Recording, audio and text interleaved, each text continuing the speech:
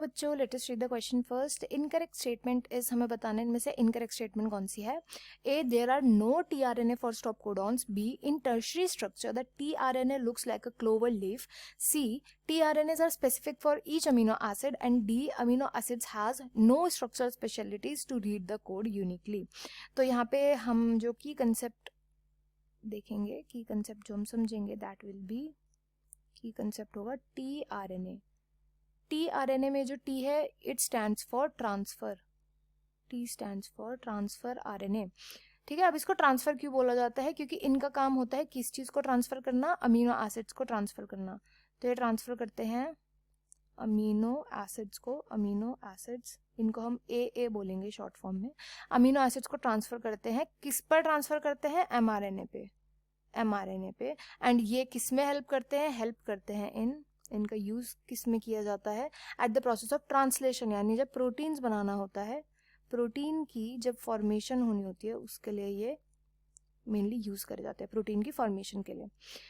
तो अब बात आती है, सबसे पहला जो स्टेटमेंट है ये क्या बोल रहा है?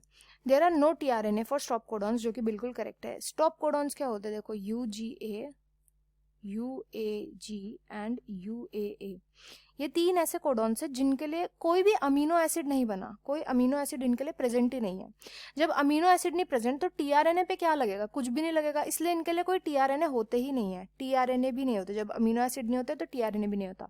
स्टॉप हम इसलिए बोलते हैं क्योंकि कोई टीआरएनए नहीं आता तो वहीं पर आकर के प्रोसेस जो है रुक जाता है. आगे कोई अमीनो एसिड ऐड ही नहीं होता तो प्रोसेस आकर के रुक जाता है. तो ये स्टेटमेंट ए जो है ये करेक्ट स्टेटमेंट हो जाएगी.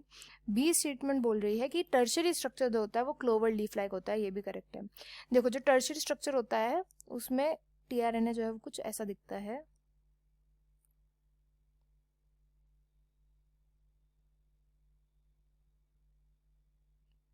इस टाइप का ऐसे स्ट्रक्चर होता है टीआरएनए का. ठीक है. तो ऐसे यहाँ पे बॉन्डिंग होती है. इसको हम किसकी तरह बोलते हैं? क्लोवर लीफ स्ट्रक्चर बोलते हैं इसको. क्लोवर लीफ की तरह होता है ये, क्लोवर लीफ लाइक स्ट्रक्चर. आप क्लोवर लीफ को अगर देखोगे तो वो भी ऐसी दिखती है. तो ये होता है क्लोवर लीफ स्ट्रक्चर, जो कि टर्शियरी स्ट्रक्चर होता है टीआरएनए का. तो बी भी सही है.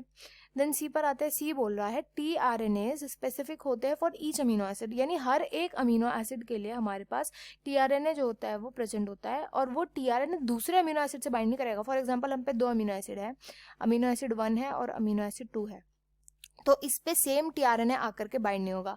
इसका जो टीआरएनए होगा वो होगा टीआरएनए 1 और इसका जो टीआरएनए होगा वो होगा टीआरएनए 2, अमीनो एसिड 2 का. तो हर एक हमारा जो अमीनो एसिड है उसके लिए एक पर्टिकुलर टाइप ऑफ टीआरएनए होता है. एंड इसी की वजह से क्या होता है, जो पर्टिकुलर टाइप ऑफ प्रोटीन है वही अटैच होता है एमआरएनए से. तो ये जो स्टेटमेंट है ऑप्शन सी, ये भी बिल्कुल करेक्ट बोला गया है. ऑप्शन डी पर आते हैं. ऑप्शन डी बोल रहा है अमीनो एसिड का कोई स्ट्रक्चरल स्पेशलिटी नहीं होती to read the code uniquely. And ये हमारा इनकरेक्ट स्टेटमेंट हो जाएगा. ऐसा क्यों है? तो देखो, होता क्या है, जो अमीनो एसिड होते हैं ना, इनका स्पेशल स्ट्रक्चर होता है. ठीक है. इस स्पेशल स्ट्रक्चर, इनमें साइड चेन प्रेजेंट होती है. तो वो साइड चेन जो होती है वो इनको अलग प्रॉपर्टीज देती है. इन प्रॉपर्टीज की वजह से जो अमीनो एसिड होते हैं इनको पहचान लेते हैं इनके स्पेसिफिक टीआरएनए. ये टीआरएनए फिर ले जाकर के इनको बाइंड कराते हैं इनके एमआरएनए से कोडॉन पे. एंड देन आगे चल के क्या बनता है? इसके थ्रू ही बनता है प्रोटीन. ये पूरा प्रोसीजर होता है. तो अमीनो एसिड की जो स्ट्रक्चर स्पेशलिटी है उसी की वजह से टीआरएनए स्पेसिफिकली उसी अमीनो एसिड से जाकर के बाइंड करता है. एंड इस वजह से उसी स्पेसिफिक कोडॉन पे जाकर के बैठता है वो टीआरएनए. तो ऐसा नहीं कि अमीनो एसिड का कोई स्ट्रक्चरल स्पेशलिटी कुछ उसका यूज ही नहीं होता. तो ये डी ऑप्शन जो है वो इनकरेक्ट हो जाएगा. इसलिए यहाँ पे राइट आंसर है option D. I hope you understood well. Best of luck and thank you.